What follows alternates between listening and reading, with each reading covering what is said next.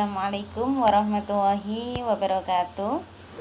Selamat pagi anak-anakku semua kelas 8A dan kelas 8B yang aku banggakan. Bagaimana kabar kalian hari ini? Semoga kalian semua dalam keadaan sehat walafiat dan dalam lindungan Allah Subhanahu wa taala. Untuk pertemuan SKI kali ini kita masih pada materi kemarin, yaitu dinasti Ayyubiyah atau sejarah dinasti Ayyubiyah. Sebelum kita memulai materi, mari kita awali dengan bacaan basmalah. Bismillahirrahmanirrahim. Semoga dengan bacaan basmalah ini dapat mempermudah dan memperlancar kita semua dalam memahami materi pelajaran pada pertemuan kali ini. Langsung saja modulnya dibuka. Pada pertemuan kali ini kita masih pada bab 4 kemarin, yaitu perkembangan Islam pada masa dinasti Bani Ayyubiyah. Masih ingat materi kemarin? Siapa pendiri dinasti Ayyubiyah? Siapa? Ya, Salahuddin Yusuf Al-Ayyubi. Berasal dari suku mana?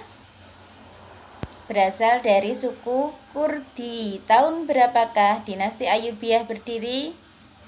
Tahun 1171 Masehi. Siapa nama ayah Salahuddin Yusuf Al-Ayyubi? Najmuddin Ayyub bin Syadi. Siapa paman Salahuddin Yusuf Al-Ayyubi? Asaduddin Syirkuh. Ya, itu diantara tokoh-tokoh penting yang mendirikan dinasti Ayyubiyah. Sekarang kita masuk pada materi kemarin. Masih ingat kebijakan dan prestasi dari Salahuddin Yusuf Al-Ayyubi. Di antara prestasinya di bidang politik, Salahuddin Yusuf Al-Ayyubi itu terkenal dengan seorang pahlawan tokoh Islam yang sangat pemberani dan berhasil dalam perang salib atau melawan tentara salib. Di antara kebijakan politik yang terkenal itu ada 3. Yang pertama apa? Ayo kelas 8B. Apa yang pertama? Mengganti Qadhi Syiah menjadi Qadhi Sunni. Apa yang pertama tadi? Kelas 8A. Mengganti Qadhi Syiah menjadi Qadhi Sunni. Terus kebijakan politik dinasti Ayyubiyah yang kedua apa? Mengganti pegawai pemerintahan yang melakukan korupsi. Yang ketiga, memecat pegawai yang bersekongkol dengan penjahat dan perampok. 3 ini adalah strategi politik Salahuddin Yusuf Al-Ayyubi dalam menata pemerintahannya. Itu dihafalkan dan diingat, nggih. Terus ada berapakah khalifah dinasti Ayyubiyah? Ada berapa? Kelas 8A? Ada? Ya, ada 9 khalifah dinasti Ayyubiyah. Selama berapa tahun dinasti Ayyubiyah berkuasa? Kelas 8B. Selama berapa tahun? 75 tahun. Ya. Sekarang kita akan mempelajari kebijakan Salahuddin Yusuf Al-Ayyubi di bidang pendidikan.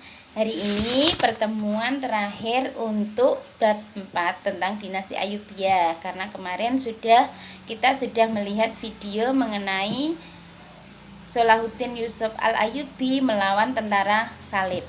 Sekarang kita akan mempelajari di bidang pendidikan, yaitu masalah Universitas Al-Azhar Kairo Mesir. Nanti diperhatikan video setelah ini. Di bidang pendidikan dan agama, pada masa dinasti Ayyubiyah itu berhasil menjadikan kota Damaskus sebagai kota pendidikan. Bahkan Salahuddin mendirikan madrasah namanya As-Solahiyah, diambil dari nama pendirinya Salahuddin, yaitu namanya Madrasah As-Solahiyah sebagai pusat pengajaran 4 madhab. Dan dibangun juga Dar Al-Hadis Al-Kamilah, juga dibangun untuk mengajarkan hukum berbagai madhab Sunni. Sedangkan Ibnu Jabir ini juga mengunjungi Damaskus pada tahun 1184 Masehi. Dia mendapati sekitar 20 madrasah di kota ini. Makanya Damaskus dinamakan pusat pendidikan pada masa dinasti Ayyubiyah. Salah satu akademi terkemuka pada masa itu adalah As-Solahiyah di Kairo atau Madrasah As-Solahiyah. Selain Madrasah As-Solahiyah, pada masa Salahuddin ada juga lembaga pendidikan yang dikembangkan, yaitu Masjid Al-Azhar Kairo. Bahkan sekarang ada di sampingnya, yaitu Universitas Al-Azhar. Nanti perhatikan video berikut ini. Universitas Al-Azhar Kairo Mesir yang terkenal di dunia. Dulu universitas ini didirikan oleh Jenderal Jauhar Al-Khatib Bas Asyikili. Setelah pendirian kota Kairo tahun 358 Hijriah atau 969 Masehi, sedangkan menurut sumber yang dikutip Van Hoff pada Ensiklopedia Islam menyebutkan Al-Azhar berdiri pada tahun 395 Hijriah. Pada masa dinasti Ayyubiyah, Al-Azhar tidak banyak berperan karena pada masa ini dinasti sebelumnya, yaitu dinasti Fatimiyah, ini berdirinya kota Al-Azhar. Bahkan nama Al-Azhar ini dinisbatkan dari pendirinya, yaitu putri Rasulullah Fatimah Az-Zahra. Makanya dinamakan Al-Azhar. Dulu merupakan pusat pengajaran paham Syiah, yaitu dinasti Fatimiyah. Sedangkan dinasti Ayyubiyah yaitu pengajaran faham Sunni. Masjid Al-Azhar ini sendiri sempat digunakan untuk sholat Jumat ketika dinasti Ayyubiyah berkuasa, dan baru digunakan lagi di masa pemerintahan dinasti Mamluk. Peran penting Masjid Al-Azhar ini beberapa zaman, yaitu sebagai pusat kegiatan, tempat sidang khalifah dan qadhi atau menteri-menterinya, tempat mencetak ilmuwan dari berbagai macam ilmu, dan tempat mencetak ulama hebat. Kalau sekarang seperti tempat untuk musyawarah, untuk pelatihan di zaman dulu. Di antara ulama yang datang belajar dan mengajar ke Al-Azhar yaitu Ibnu Khaldun, Ibnu Hajar Al-Asqalani, Ibnu Taqiyuddin Al-Makrizi, Jalaluddin As-Suyuti. Sedangkan Universitas Al-Azhar sendiri itu letaknya tidak jauh dari Masjid Al-Azhar. Ini adalah gambaran Masjid Al-Azhar zaman sekarang.